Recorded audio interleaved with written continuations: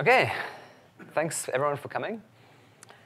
So the format of this is going to be, or the idea of this tutorial is going to be that people can sort of get their hands a bit dirty and play with things. So there's not going to be much in the form of lecture. There's going to be a few basic concepts that we're going to look at, and there's going to be problems that you can solve, and it's really encouraged to try and solve them. So we'll give like a few minutes per problem, and then just walk through a solution. So yeah, and we'll sort of work our way towards actually training a nice and interesting network. Okay. So the first thing is there's a notebook that you can get. So you can get this talk from this location. Maybe it's a bit small. Hold on. Can everyone see that? Is that okay?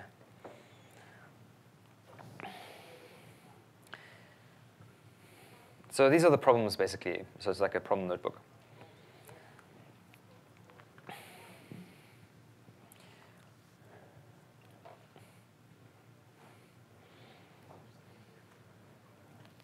And are you going to walk around as well, or what?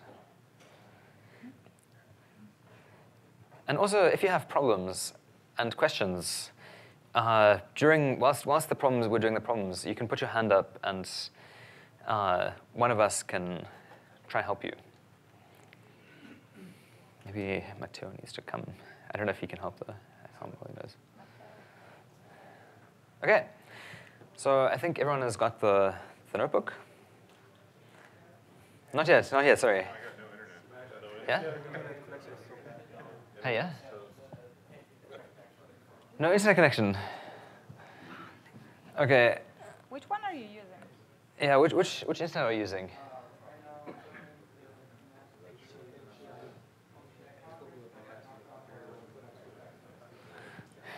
I'm using this one. Okay, well, it's actually not 100% necessary that you have the internet. So Yeah, you can copy it. yeah. So unfortunately, yeah, you'll have to. Yeah, there's a problem at the end that you require internet for, and hopefully it's working by then. Okay. So before getting to the first set of problems, the first set of problems are going to be about layers. So I don't know how many of you guys were at the talk this morning. Okay, so some of you. Okay, fine. So layers are the basic constructs in neural networks, and neural networks are composed of layers. So we're going to get some understanding of what these layers are. So the simplest layer, or one of the simplest layers, is dot plus layer. This one has some weights and biases, which can be gotten via net extract. But if you haven't initialized the thing yet, then if you try and net extract it, it'll just say there's nothing, it's automatic. So once we've initialized it, we can look at the weights again, and there's some random weights now. And we can try to reinitialize it again, and it won't change the weights unless there's a setting that you can put to force the weights to be reinitialized. And obviously, yeah, there's good documentation for each of these things, so if you get stuck on something. Okay, so that's basically, yeah, like there's a layer, or even simpler one is just like tan h. And these layers, once you define the weights and everything, you can apply these layers to actual data. So for example, ooh.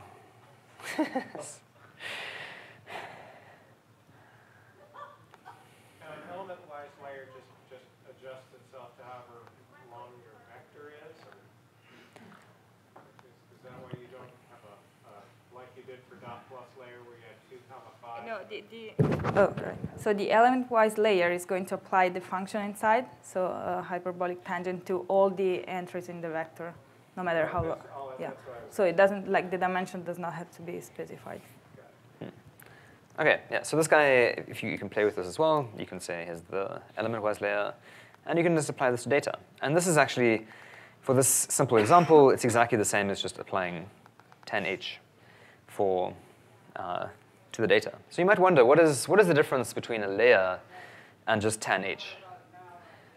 So the answer is, there's a few things. So one is that layers, they know about shape inference. So they know, like, if I give it a certain tensor size, so for example, in this case, okay, for tan H, it's pretty easy. If I say the input size is 3, a vector of size 3, or let's say a matrix of 3 by 4, it knows to infer that the output is also of that size. The second thing is every network layer is differentiable. So if obviously tan H is also differentiable with just d of tan H of x.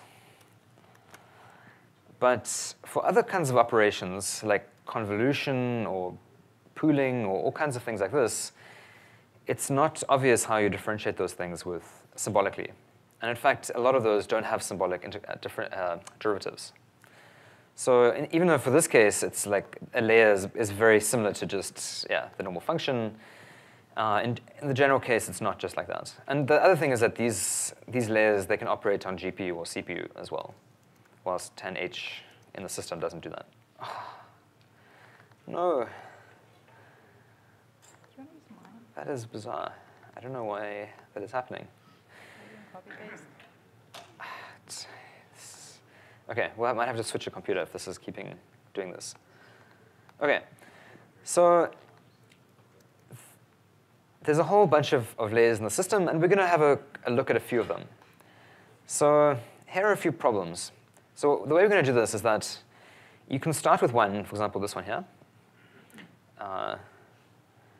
and try and solve the problem. And then in a few minutes' time, I'll explain how I would do this. So yeah, so the first one. Use the dot plus layer below to initialize it. Check that. Oh, sorry. Yeah, so basically this question is, this guy, this dot plus layer, I can create a dot plus layer, initialize it,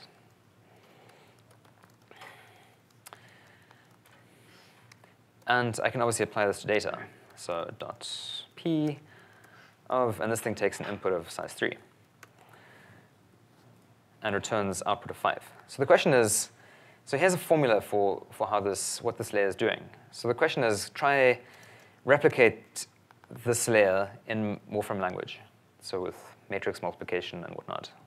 And this will give you some idea of what, in top level, what it's actually doing.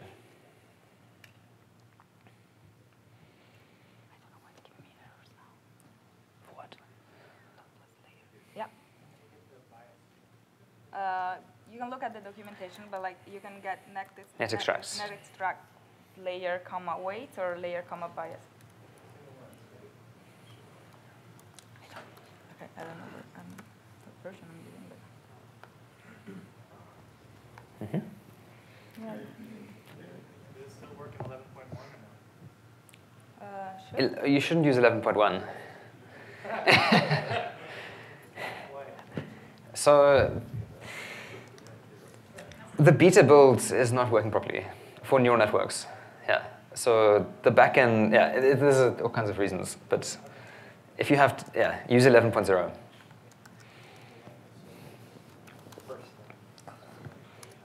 don't know what's wrong with my computer. What is it doing? Not working.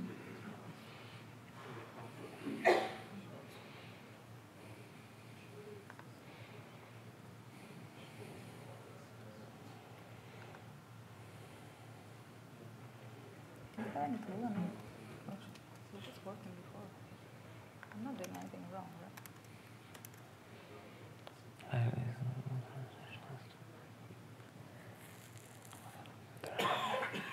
It works there. Right? Okay, so this one is very simple. So this one is, so here's the, let me just put this guy here. Okay, so this is what we expect to get out. So the question is, what is this actually doing? Well, it's pretty simple. We say dot plus, or we say net extract. Don't do copy paste. Don't do copy paste. Copy paste is the problem. Oh God. Okay, I don't know what's going on with this build. That is a bit troublesome.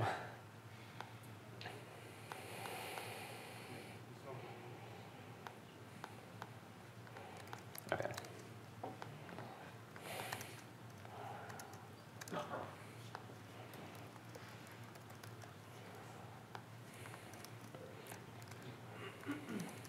Okay, so basically it's doing this. So we're going to apply this to a vector, let's say 1, 2, 3. We get some results, and then we want to say, what is this equivalent to?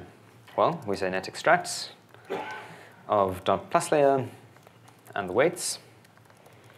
And this is some weight matrix. This gets dotted matrix multiplication with the input, and we add this with the biases. And that gives the same thing. So this layer, this is the sort of foundational layer for neural networks, and it's as simple as that. Okay, the next layer, reshape layer. So this layer, so there's a bunch of layers like reshape layer and various things like concatenation that are basically purely tensor operations that allow you to massage the data into the correct form. Should all of the biases have been 0? Yes. Okay. So actually in this case, yeah. You can look on, never mind. You never look. If you look at, oh, no. I copied. Copy-paste mine literally works. Okay, sorry, we're going to change computers because this is something is.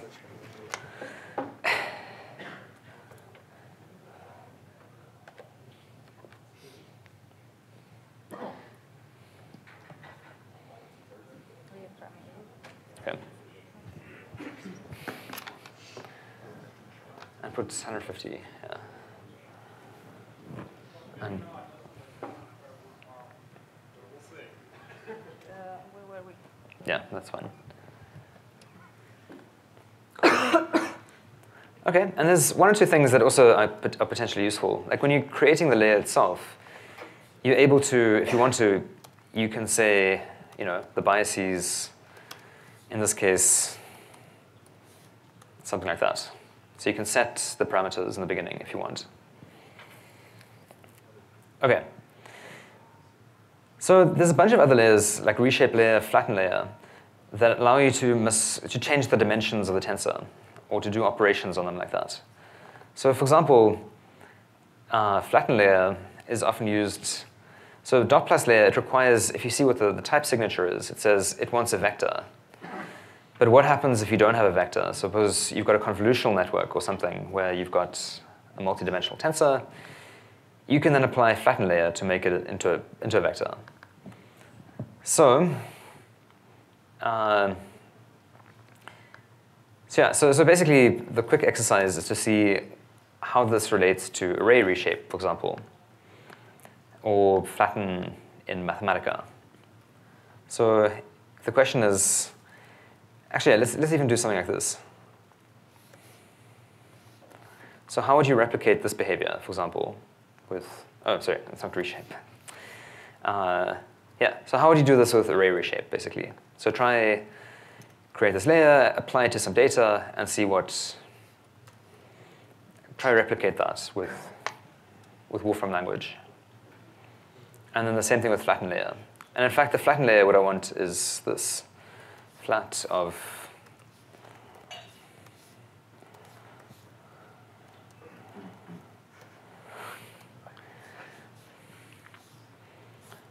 actually, we can even nest this even more. So yeah, how would you do this in Wolfram language?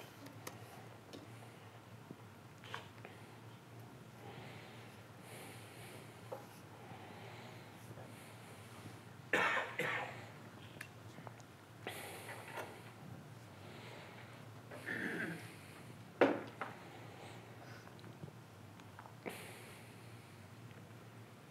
you want to present that? You destroyed my example. Just try it. Yeah, but yeah. You got rid of the hands. Yeah.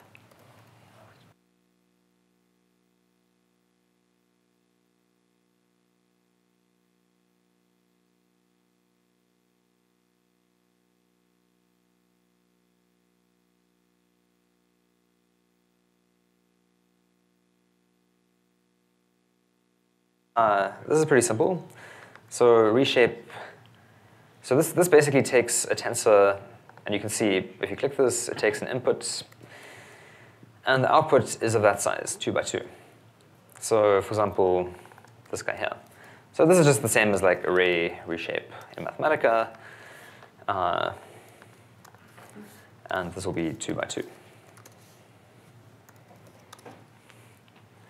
Also, you might note something about the layers, that these are always, even if I put integers in, it will reinterpret them as floats. So the outputs are always going to be floats. And the reason for this is that, that everything inside the network is a float, and so it gets recasted to that. Okay, flatten layer, obviously, for this sort of thing, that's just equivalent to flatten. But there's a subtlety here, which is that flatten. No, not even mine. But mine goes back, like, just do something and somebody reappears. Okay, so the flatten. Sorry. So the one subtlety is that it's flattened to infinity, the flatten layer. Okay, but it's just, in this case, flattened.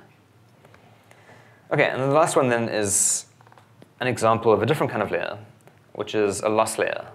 So the key to training the networks is to be able to compare the output of a network to the true result. So there's a layer called mean squared loss layer. And this guy, if we look at the signature, what's going on here? Okay, well, that's weird. So basically, this guy takes in an input and a target, and it computes how different they are. And the way that it does that is it subtracts these two vectors, it squares them, and that's it. So you can just try and verify quickly for yourself that that operation does the same as this. And then also get some intuition about what exactly that means. Like, what does it, yeah. Does the function actually look for those specific keys or just the first two keys it finds? No, it looks for those specific keys. There's INPUT, in other words, it has to be called that. It has to be what, sorry? It has to be called input, in quotes. Exactly. Okay. And the reason is, so all the layers, they have what are called ports. So even like reshape layer, the ports are input and output.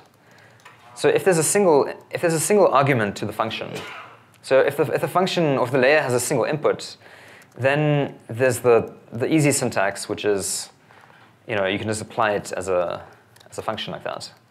However, the general syntax is obviously an association, where you explicitly state that the input port is like that.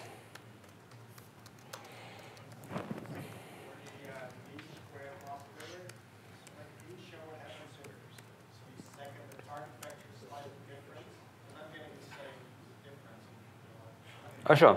Let's see. So if the target vector is 9 and 10.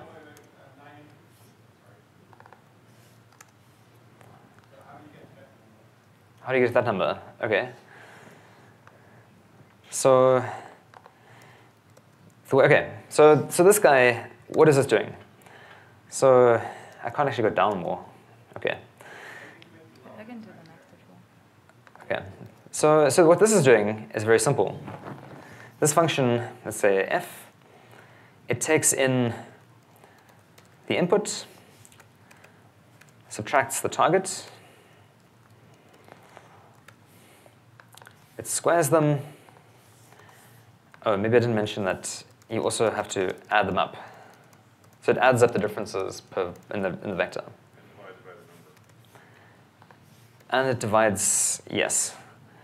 So It's the square root mean square. actually, so you could just do mean of that, right? Okay, and we can test if this works. You get a different result.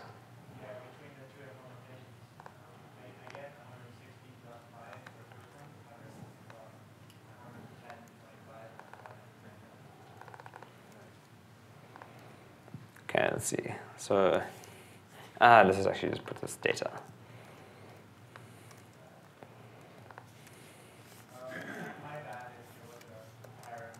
Okay, so f of, so okay, so applying this function to the data. Okay, well that's the same. Okay, so this guy, yeah, it's very, very simple. It just looks at the mean of the squared differences in the vector. Okay, and this is sort of the standard thing. So like linear regression, for example, uses this sort of loss function. Okay, so that's that. Then the next sort of set of layers that I want to talk about are things that operate on images, or that are designed to operate on images. So there's two main layers that do this. So the first one is a pooling layer.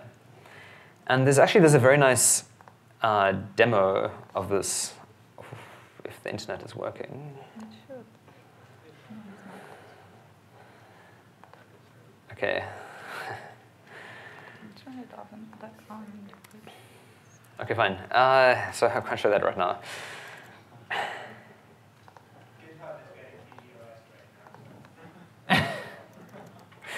Oh, really? Oh. Let's see. So is it... Yeah, well, Google was working.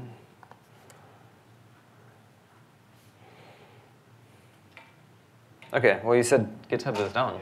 GitHub is down, okay. Oh, my God. Okay, that's interesting. Well, GitHub is down. Let's see, is my connection sure? Yeah, GitHub is not working. Sorry. Which one was it? This one.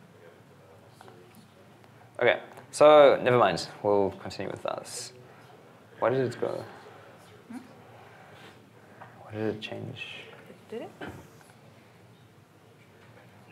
You're here, huh? Okay, but it's not the same that I was on. You have many, many builds open. That's why. No, but you were still full screen, right? Ah, there you go. Ah, thanks. Okay.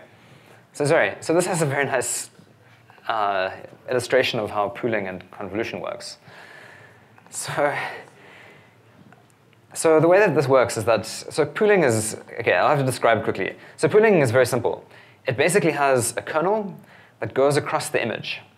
And that kernel does something. For example, there's max pooling, which the kernel just says, okay, what is the maximum value of any pixel inside the kernel? And it takes that value as the pixel value, as the output pixel value. There's other ones like average pooling and various other ones. And this thing introduces spatial invariance. So if you have this in a network, you can prove that that you introduce spatial invariance to translation. So it means that, like, for example, if you're classifying whether this is a sunflower, it means that the network is told that it shouldn't care about if this image is on this side or anything like that. So this is a very powerful, powerful layer. So a quick thing to try is to create a pooling layer and then apply it to the image and see what it does. And the hint that is important to actually get something nice. So obviously layers, one more comment about layers is that they only take tensors. Everything is just purely tensor-based. So if you want to apply this to something that's not a tensor, then you have to use net encoders. So you basically say the input goes to net encoder of, for example, an image of size, what should we say, like 255 or something. And this net encoder gets applied, like if you apply this to an image, like MG, sorry. Then you just get a tensor out of the pixels. And it does all the resizing and conforming it and all that sort of thing. So the question is, yeah, what does this do? And the pooling layer takes one parameter, which is the kernel size. And you can either give a kernel size that is the same in both dimensions, or you can say, for the height and width, you can give different kernels. So you can specify that explicitly. So the reason that you want to do this net encoder thing is that you want to be able to give this an image, and then you want to also, there's something called a net decoder, which can reinterpret the output as an image. So in this case, we're going to do something like that. Kernel size, sorry. So 5, let's say. Oh, sorry.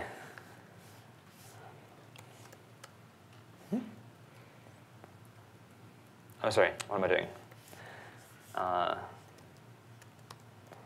Output goes to that. And we probably also want to say that this is grayscale. Is what? They just put image dimensions of BMG and then it works. It's this guy. But this is not working. Can I try?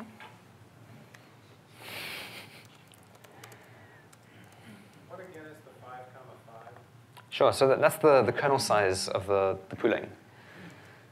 So that window that goes across the image is 5 by 5. And there's also there's other parameters like stride, for example, that are optional parameters, and that tell you how far the window is going to move. So normally it's it moves 1 pixel by 1 pixel, but you can change that. Now it works. Now it works. Great. I don't know why, but should I just? But it shouldn't have net initialize. It shouldn't have net initialize because it's pure. Yeah, sure. Okay, try apply to the image. Yep.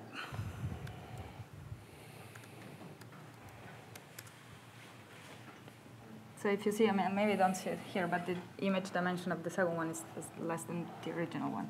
Like basically, like all the 5 by 5 matrices have been compressed to a single value.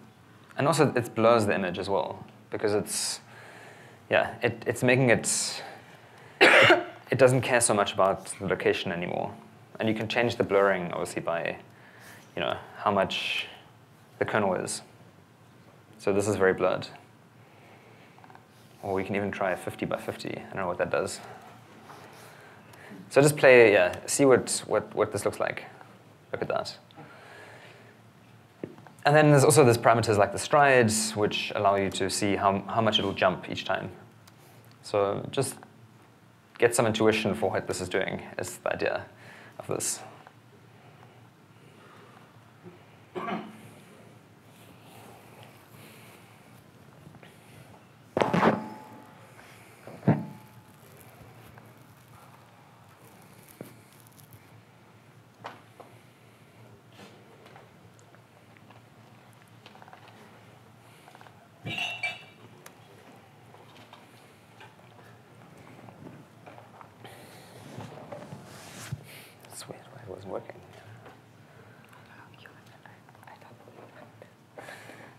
Magic. You had only a number here. Yeah. And you had brackets here. You only did. It's pretty much. Okay, I'm going to write this down. This is a weird thing. Okay, so that's the pooling layer. So I hope you've had a little bit of chance to play with it.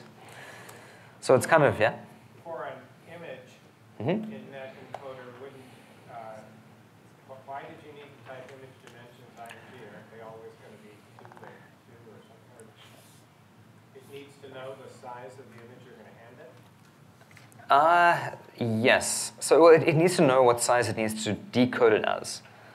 Because it needs to know, like, what is the tensor output going to look like? So if it's not that size, so this thing, I mean, it should work if it's 255 by 255.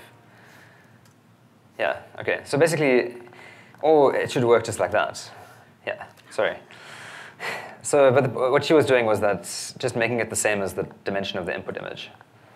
But you can obviously specify what this should be. And if the image is bigger than, it will just resize it for you. Done the 255, now cool, IMG will be 255 squared pixels. If this was 255, then the output is going to be 255 as well, yeah. And you can see, well, no, sorry, the output's not going to be 255. It depends on the, like the stride and the, how how big the kernel is. What are the dimensions of pool brackets I and G? Pool? Pool, this guy, So it's what your input dimension right now. Just oh yeah, curious. this guy. It looks the same, is why I'm asking. Output of 58, I think. Yeah, sorry, are you asking to do what? Just take out 58 and do image dimensions on it. Oh, so this guy here. Yeah. Yeah. Yeah, so that agrees with this. Sorry, this is very small. Depends on how do you set the stride and the padding. Yeah. And how the particular layer is built. So if the stride is 2, you can imagine that there's going to be far fewer pixels because you're skipping. Yeah, so in this case, like the number of pixels will be 126, and the image will be 126. Yeah. Okay, cool. So that's the pooling. And the pooling almost always comes after convolutions. So a convolution is exactly what you'd expect it to be. It's, again, this demo would be nice, but basically, it's like the pooling where you have a window that goes across the image. So it goes across the image. When it gets to the end of the image, it goes down one line. So it goes across the width, and then it goes down the height. And the convolution is different from pooling in that the kernel, it gets multiplied with each pixel that it's at the point. And what it's being multiplied with, that is a learnt parameter. So the kernel that it's being convolved with is learnt. And it also means that those learnt parameters are used to convolve across the entire image, which is kind of weight sharing. Okay, so that's what it, yeah. So convolution is like a normal image convolution, except that the parameters for the convolution kernel are learnt. And there's one or two other small differences. So the main difference is, let me just show this quickly. So convolution layer, you can specify how many output channels the image is going to have. So in convolutional networks, the input image will usually be of size, 3-channel image.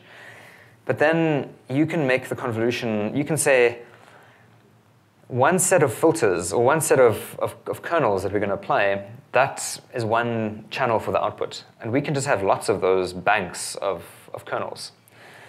So this 64 here is the number of banks of kernels that you're going to use. And then you can also specify the kernel size, like 3 by 3, or that's equivalent to that, which is 3 by 3. And this has the same interpretation as pooling. And it has all the same sort of things, like stride. You can put that at 2, et cetera, et cetera. The only thing that's different between this and the pooling, obviously, is that there's parameters that have to be learned.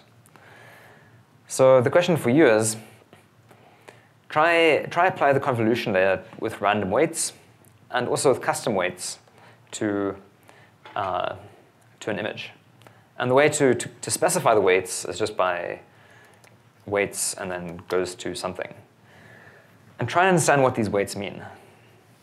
So you could put random real, you could put random integer, whatever, and then try and apply it to the image. And the same thing applies. Like you use an input encoder for images and a decoder for images as well. Mm-hmm. It's not that important to set the biases. It doesn't matter. Okay, so actually that's a good point. So it should probably be 3 outputs because you want to visualize it afterwards. Because if it's 64 channels, well, you could still visualize it, but it's a bit more complicated what it means. So the 3 output channels is RGB? Yes, exactly.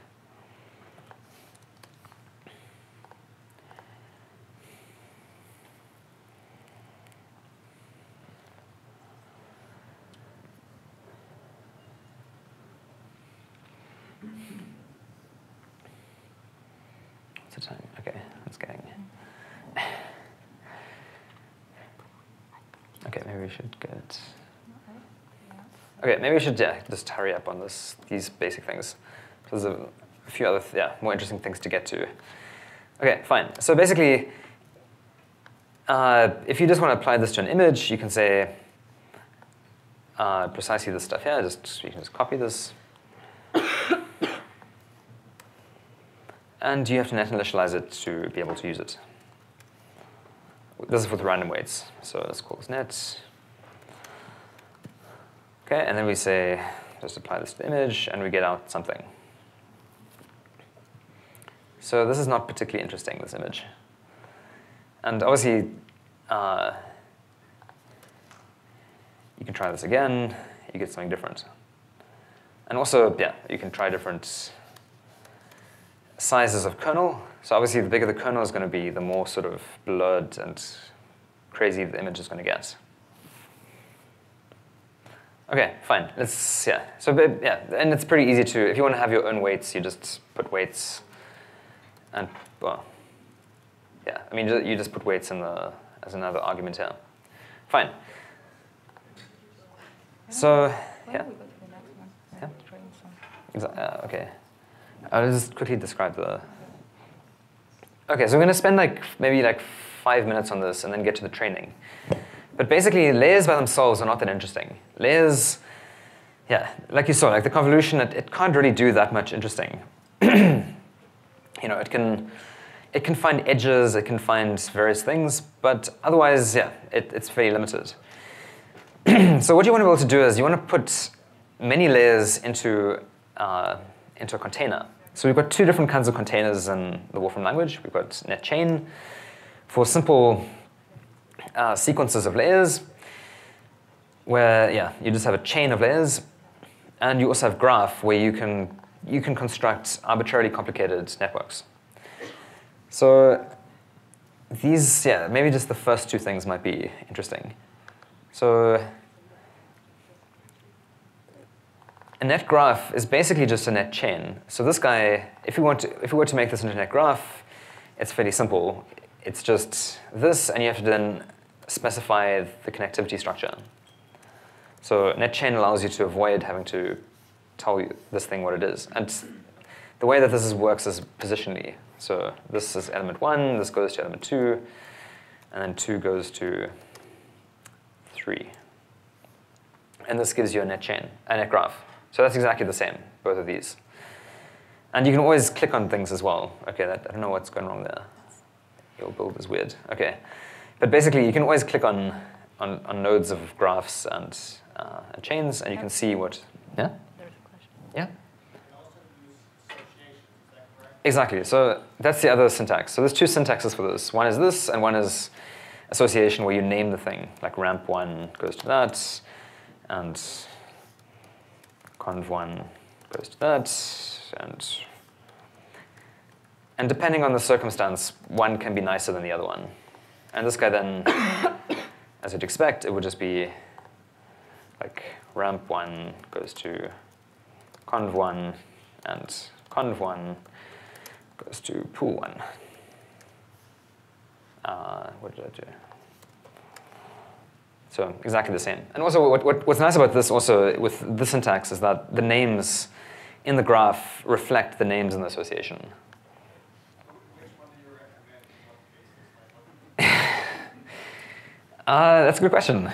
I generally prefer the association syntax almost always, just because it's clear to me, like, oh, the ramp 1, the first ramp goes to the first convolution. Whilst the positions, also the other thing with this is that if you're adding layers, the positional thing just becomes a mess. So if you're trying to insert a layer, see what happens if I add another layer here, that is a nightmare. So I prefer the syntax almost always. OK, so this, yeah, so the graph case is like this. And you can also create graphs that are a slightly more complicated structure. So in this case, we have an element-wise layer that feeds into another element-wise layer, and then both of these feed into a catenate layer, which concatenates the outputs of both of these. OK, so maybe we should not spend too much time on this one. You can do this a bit later. So there's some challenges here for constructing net graphs that correspond to various Wolfram language expressions. OK, cool. So those are the containers. So the first training example is this. So we're going to try train a network that it takes 3 numbers and it just adds them. So it needs to learn how to add.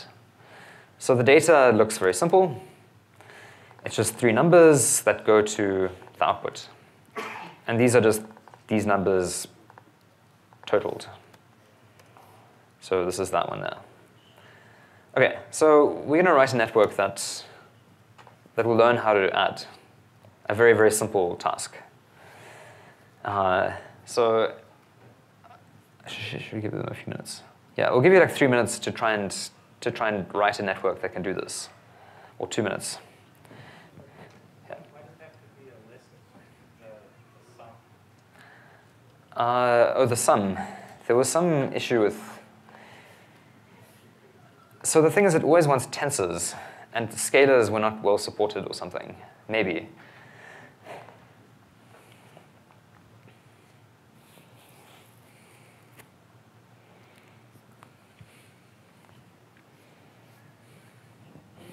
Show that syntax of pooling layer again. It was on a previous slide. You were doing it with association. This one. Did it, that one.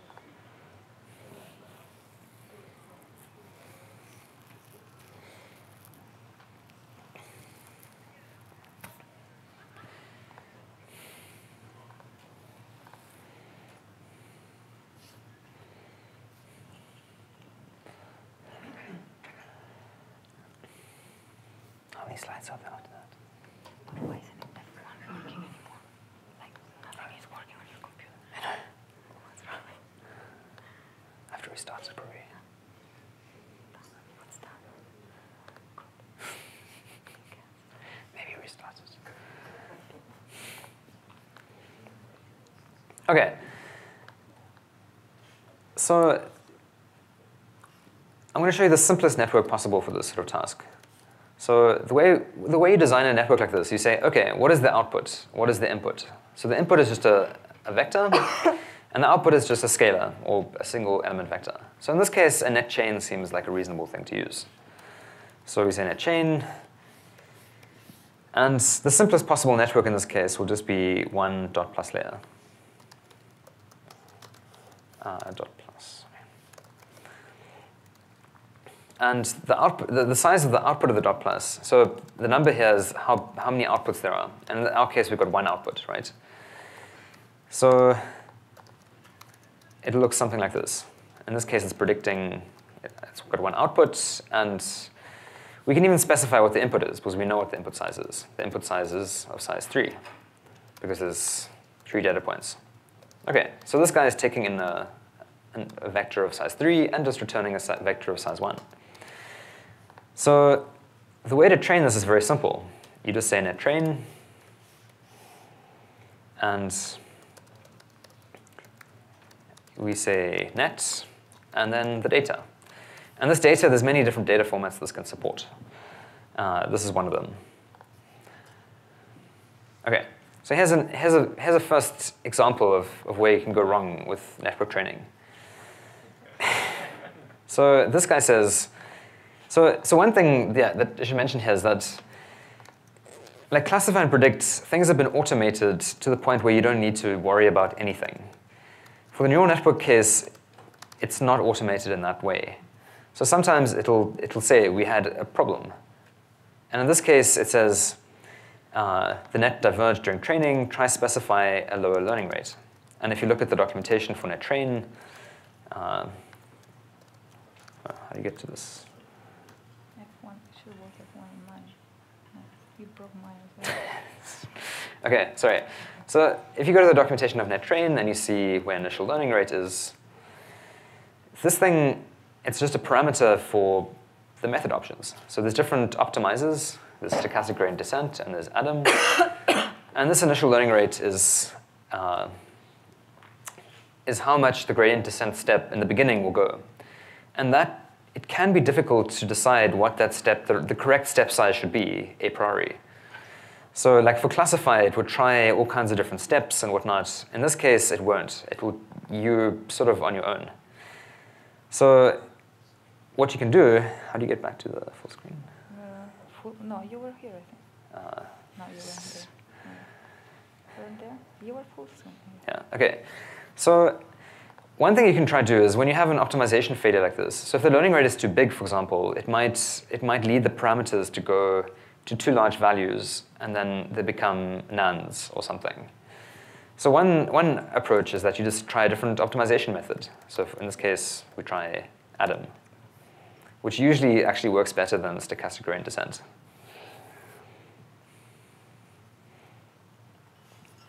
Can we find a parameter that works for stochastic gradient descent? Sure, yeah. So you can specify that parameter and try a different initial learning rate. I can show you how to do that as well. OK, cool. So this is the loss curve. So this is telling it how close it's getting to the true answers. And there we go. It's finished training. You support an adaptive learning rate that increments as you get closer to it? Exactly. Yeah. So Adam is an adaptive learning rate method. Yeah. I don't know why this actually wasn't used as the default. I think we've changed this now. So it always uses this. And stochastic gradient descent is left for people that want to fiddle. But at some point, we had this, there was some historical reason why we decided on this. So in this case now, OK, the network, I should have actually outputted that to something. But actually, let's retrain it. Yeah, let's try it again. Sorry, that's exactly. This is a bit of a weird. So let's try this, 2, 3, 4. Let's see if that works.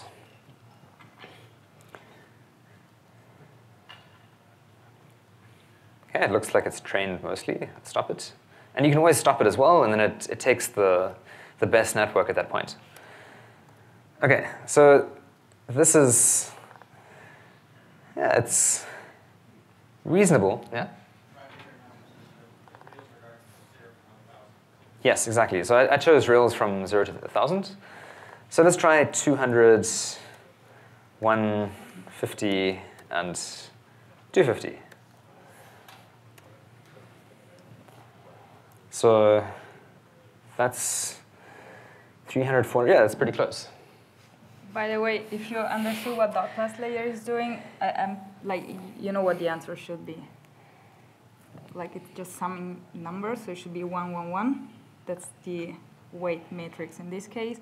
And maybe you can show how you get the matrix now. Like we saw how to get the matrix, weight matrix from layers, but you can also get the weight matrix from the network. Yeah, so if you have a network, you can extract it like that. So net, and then for net chains, you can just say, I want the first guy. So I wonder if this syntax is working here. No, it is. Is it? No, you should net extract. OK, fine. So basically, yeah. So there's another syntax that we've got for the next version. But yeah, you net extract the layer, and then from the layer, you just say net extract the weights. OK, and there's the weights. So cool. So this is learned to add. And you can try all kinds of other things. Like what about learning if it can learn to multiply, or who knows what. So yeah. So this is the first sort of very basic example of how to train a network. So there's one sort of detail there's one detail that we sort of went over. No, cool. That I glossed over. And that is that nettrain, you see this network, there's no loss function in this. Previously I mentioned that there's a loss layer. So what happens with nettrain is that if it sees a network of a basic form like this, it will see, OK, the output, that's just a normal number, and we're going to attach the loss layer automatically. However, sometimes you don't want to do that. Sometimes you want to specify your own loss, or you want to have multiple losses. So the next sort of challenge is, what happens if you want to train with 2 different losses at the same time? So as we don't have much time, I'll maybe just go through this, how to do this. But basically now, you've got a network that is going to have many outputs. It's going to have 2 outputs, because there's 2 different loss functions. And by the way, this loss function here is like mean squared absolute loss, except that it just takes the absolute differences, not the square differences of the vectors. So in this case, it becomes more complicated. Also, if you attach the loss layer, that has another input port. So your network now has 2 inputs. So net chain is not going to really work for that. So what you really want is you want a net graph. So dot goes to dot plus layer. So we're going to have the same, there's going to be a single output, but that output we're going to feed into two different loss functions. So how do we do this? Well, there's one more concept that is important, maybe the last remaining concept for this framework. And that is that there's a concept of a port. As we saw with, for example, this loss layer thing. So the loss layers, they've got these ports. They've got an input port, a target port, and then the loss port, which is the output. So the question is, how do we refer to those? And the answer is with net port. So in this case, we're going to say there's going to be three inputs to this network. There's going to be input,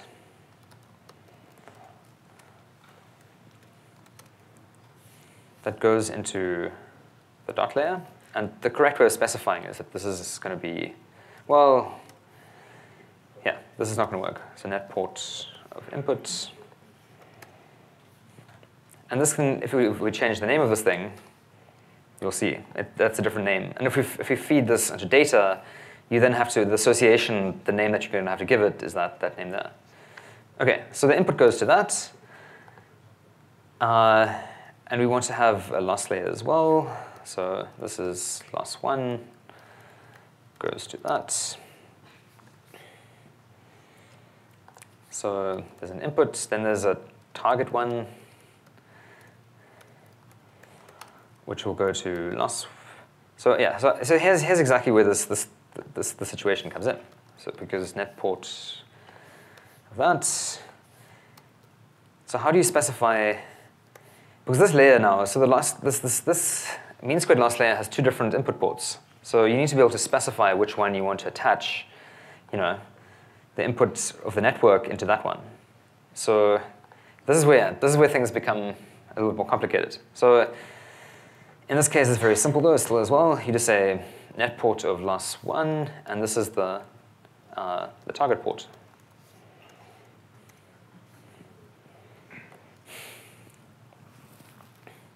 And we also want to say that the dot layer, the dot 1 layer, or the dot layer, sorry, that goes into loss 1, but it goes into the input port. OK, so now we can see input goes to dot goes into the correct input port of the loss function, and then the first target goes into that. So now what about another loss layer? Well, we do the same thing. We just say, let's say we're going to use a mean absolute loss this time. So this will be loss 2. So there's now 3 layers. And we want to do the same thing with the dot. We want to, and this guy. So we just copy this guy here. So in this case, this refers to the target 2 refers to the input to the graph. So there's a target 2 from the graph that goes into the second loss function, into the target port of the second loss function, and dot goes into the input port of the second loss function. Bam, look at that. So now this guy, it solves exactly the same problem, but it has 2 losses. And now it'll, when you train it, it'll try and minimize both those losses simultaneously. And we can try it. And in this case now also, the general syntax of nettrain is necessary. Oh yeah, sorry, there should be a name here, net2. Okay, and then we say, also, yeah, this should probably have some information of of how large the input size is going to be. So in this case, the input is 3. And you can see that all of this sort of works out nicely. And then you can plug this into there. And the general syntax now is what? Actually, wait. These targets are actually the same.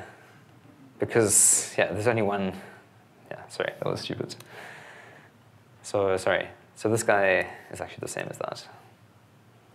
There you go. That's better.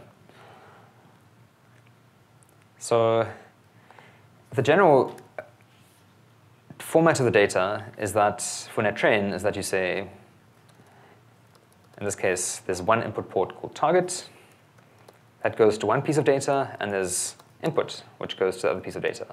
And what is that? Well, the data is of the form, what was it? It was that.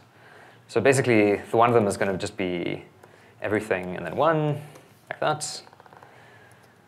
So let's just, so the input is that. And this guy is 2. And you can see that this syntax here allows you, for any number of ports, of input ports for the network, to train that sort of network. So let's call this net 3.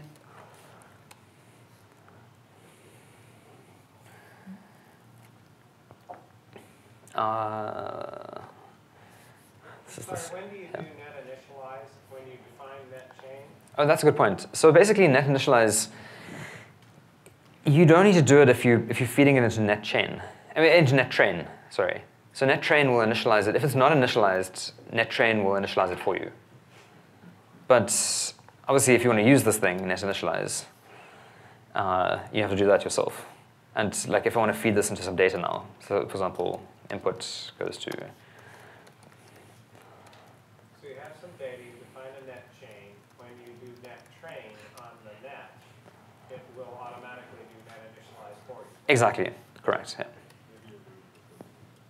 But could that be specific to 11.1? Because 11.0, we get a failure message, can't evaluate unless all parameters initialized or trained. Okay, so what that means is, okay, that message, I think, yeah, that needs to be improved. So basically what that message means, it can mean either that it's not initialized, or it doesn't have enough information to initialize it.